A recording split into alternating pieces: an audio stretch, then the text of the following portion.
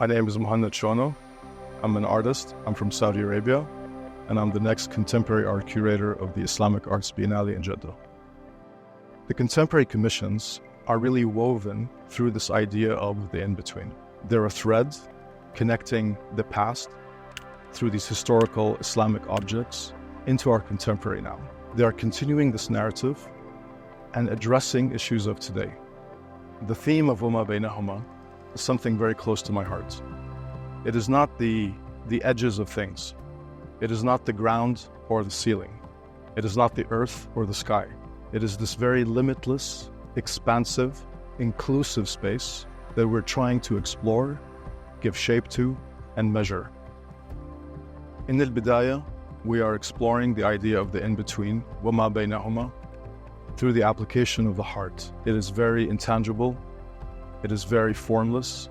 It is not interested in the edges of things.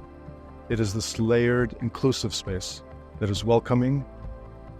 The commissions are playing with ideas of materiality, perception of time, space, light. They're transporting us to a place of change. When we step into al-madar, it is now the application of the mind. How do we quantify? How do we measure? How do we orient ourselves in this formless, limitless in-between? The artworks that are responding to the theme of al-madar are artists whose practices come from the same traditional practices and applications of geometry, numbers, measurement, but now interpreting them in a narrative that is contemporary.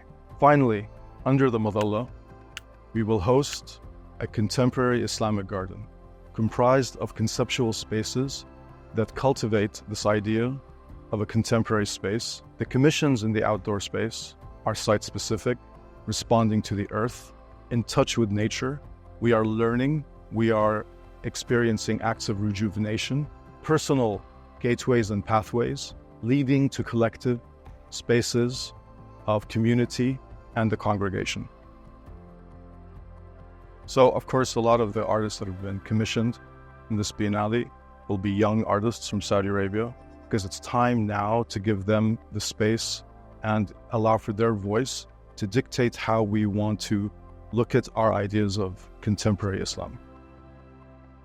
I think what I really want to be fundamentally felt is that there's an act of collective seeing, collective imagining, that is not a singular narrative that we're trying to follow, but we are really giving space to collective ways of seeing, to cultivate and give shape to contemporary thought.